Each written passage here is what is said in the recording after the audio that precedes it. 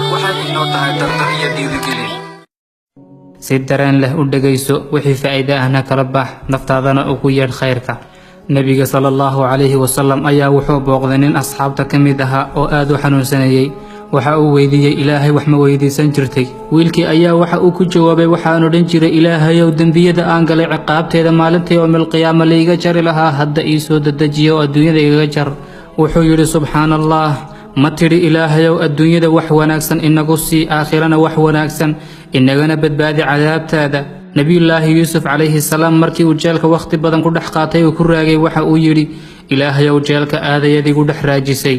ilaahay ayaa u jawaabay oo yidhi adiga ayaa dalbaday jeel waanana ku siinay, haddii aad dalban lahayd dembi dhaaf waana kuu dembi dhaafi lahayn. qur-aanka ayuu ilaahay subxaana wa tacaala ku xusay hadal uu nebi yuusuf yidhi qaala rabbi sijnu axabu ilaya mima yadcuunanii ilayh. ilaahayow jeelka ayaa iiga roon waxan ay iigu yeedhayaan. ilaahayna dalabkiisii ayuu u oofiyey maadaamuu ka dalbaday jeel. dib u xasuuso noloshaada inta jeerad ku dhawaaqday weedha u eg hadalladaas. imaam alwardi ayaa waxauu yidhi alqadaru muwakilun bilmantiq. waxa aad ku hadlaysaan ka warhaya, carabkiinana ka ilaaliya hadalla noocaasi ah oo habarina. waxa aad ku hadlaysaan naftiinna ayay hadhow dhib u keeni kartaa. waxa aad ku hadlaysaan amba aad ilaahay ka dalbanaysaan ha noqdo waxa ugu wanaagsan ee aakhiriya adduunba ku anfacaya. sheeko uu warinayo sheekh lagu magacaabo cali dandaawi ayaa waxa uu leeyahay sheekhu shaam ayaa waxaan ka ahaa qaadi amba garsoore.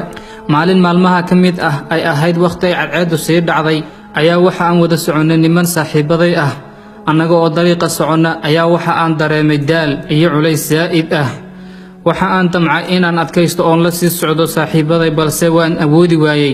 kadib ayaa waxaan ku yidhi iska sii socda, anigu meeshan ayaan ku yaro leexanaya oo hawada ayaan qaadanayaa. markii aan ka leexday ayaa waxa aan maqlay gurxan iyo ooyin dhagahayga ku soo dhacaysa. markii aan u sii dhowaaday ayaa waxaan arkay gabadh foorarta oo oohinaysa isla markaana ilaahay baryaysa. waan ku dhowaaday oo waxaan idhi walaalay maxaa kugu dhacay oo sidan kaaga oohinaya. waxa ay tidhi saygaygu amba ninkaygu waa nin xun oo daalim ah. gurigii ayuu iga soo eriyey, carruurtiina wuu iga reebtay, xataa iima oggola inaan soo eego. aniguna ma haysto hoy iyo cid aan u tago. qaadigii ayaa waxa uu ku yidhi oo dacwadaada maxaad ugu gudbin weyday qaadiga magaalada. aad ayay u oyday. kadib waxa ay ku tirsiday gabadh anigoo kala qaadiga ugu tegi kartaa. sheekha oo oohinaya ayaa dhammaystiray oo yidhi gabadhu ma ogaa inuu ilaahay qaadiga lugihiisa ugu keenay isaga oo ka hadlaya naftiisa, ilaan waa qaadigii magaaladee.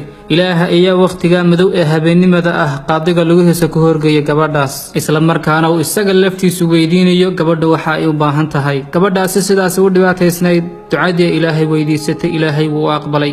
qof walba oo dhibaato dareemaya oo u malaynaya inay adduunyada ka xidhantay gacanta kor u taago, ilaahay weydiiso wax aad u baahan tahay oo hays odhan sidee xal loo gaadhi karaa oo kuwan umuurihii isku qasmay. ka farxi qalbigaaga, ogow markaad dhibaato u samirto kadib in uu jiro shay ku ilowsiin doona dhibaatada aad soo martay.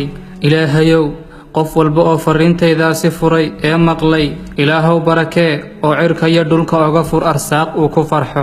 qof walba oo sii sheergareeya oo sii faafiyana ilaahow jannadaada xisaab la'aan ugu nimcee. ilaahayow waxa uu haminayana u fududee isaga iyo dhammaan muslimiinta dunida ku dhibaataysan.